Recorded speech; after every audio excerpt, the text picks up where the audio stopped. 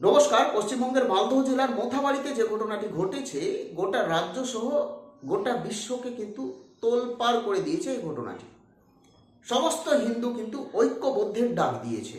শুধু মালদহ জেলা নয়, শুধু রাজ্য নয়, সারা ভারতের সমস্ত হিন্দু কিন্তু ঐক্যবদ্ধের ডাক দিয়েছে এবং এই ঘটনাকে কেন্দ্র করে সমস্ত ওই হিন্দু সম্প্রদায় তারাও কিন্তু ঐক্যবদ্ধের ডাক দিয়েছে।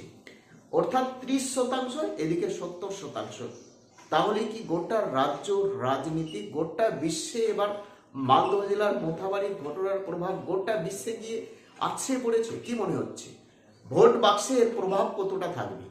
দেখুন, ইন্টারনাল যেটা খবর রয়েছে, 2026 বিধানসভা নির্বাচনে উত্তরবঙ্গে সমস্ত হিন্দু সম্প্রদায় কিন্তু বিজেপিকে সাপোর্ট করবে, যেটা সূত্র মারফত আমি জানতে পারলাম।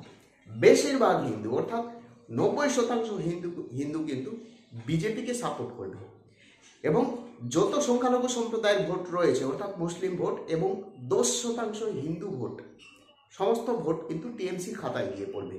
বাম কংগ্রেস কোনো আসন পাবে না। বিশেষ করে উত্তরবঙ্গে বাম কংগ্রেস কোনো আসন পাবে না। অনেকে বলছে যে মুর্শিদাবাদ জেলায় কংগ্রেস 1টা থেকে 2টা আসন পেতে পারে, কিন্তু সেটাও পাবে না। মুর্শিদাবাদ জেলার প্রত্যেকটা বিধানসভা কেন্দ্রে কিন্তু সংখ্যালঘু প্রার্থী এবার টিকিট পাচ্ছে।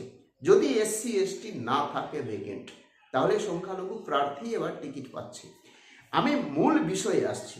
2011 সালে যেভাবে সিপিএম চুপি সারে নিশ্চিহ্ন হয়ে গেছিল 2011 সালে নির্বাচনে, ঠিক একই রকম ভাবে কি এবার 2026 বিধানসভা নির্বাচনে সমস্ত হিন্দু মিলে টিএমসিকে বিদায় জানাবে? কি মনে হচ্ছে আপনাদের?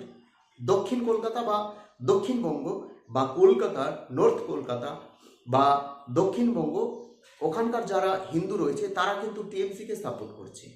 এই হচ্ছে রাজ্যের পরিস্থিতি। এবার সমস্ত মুসলিম ভোট পেতে মরিয়া মমতা ব্যানার্জি। গতকালকে ঈদ উৎসব পালিত হয়েছে আমাদের রাজ্য, কেন গোটা বিশ্বে। আমাদের রাজ্যের রেড রোডে বৃহৎ আকারে প্রত্যেক বছর ঈদ উৎসব পালিত হয়, প্রত্যেক বছর।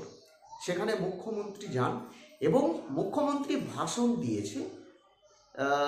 এই দুটি সম্প্রদায়ের মধ্যে যে ঘটনাটি ঘটেছে, এই ঘটনাটি কেন্দ্র করে গৌণভাবে কিন্তু ভাষণ দিয়েছে, বিজেপিকে এবং বাম কংগ্রেসকে দোষারোপ করেছে।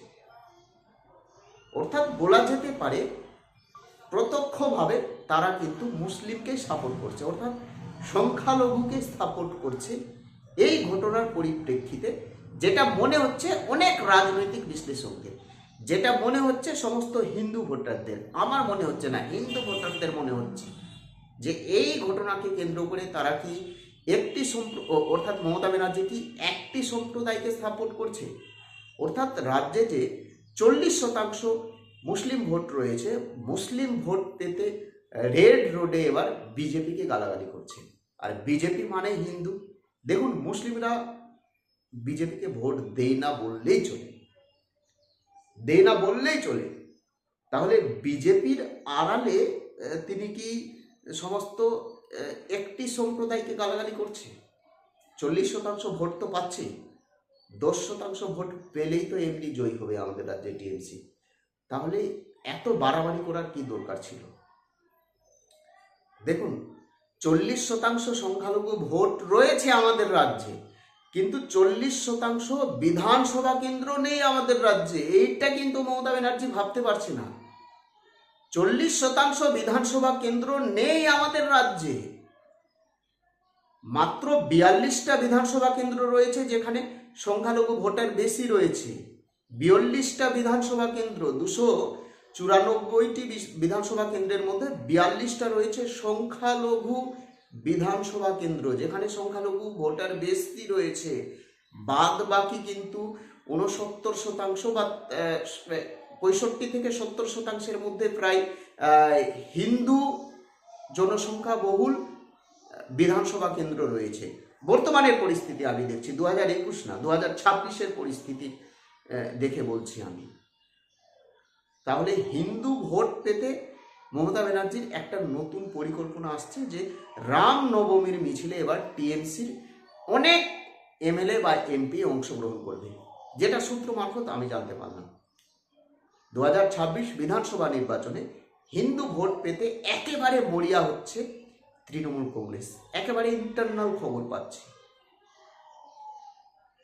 সমস্ত সংখ্যালঘু ভোট তো পাবেই, এবং যদি 10 থেকে 15% হিন্দু ভোট না পায় তাহলে কিন্তু এই রাজ্য থেকে বিদায় নিতে বাধ্য হবে টিএমসি।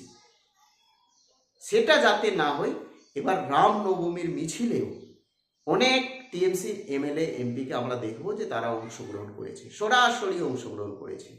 এই হচ্ছে মমতা ব্যানার্জি বা তৃণমূল কংগ্রেসের নতুন একটা পরিকল্পনা। এবং 2026 বিধানসভা নির্বাচনের আগে আগে দীঘাতে যে নতুন জগন্নাথ মন্দির নির্মাণ করা হচ্ছে তার কিন্তু উদ্বোধন হয়ে যাবে। এই হচ্ছে নতুন পরিকল্পনা। প্রত্যেকে ভালো থাকবেন, সুস্থ থাকবেন।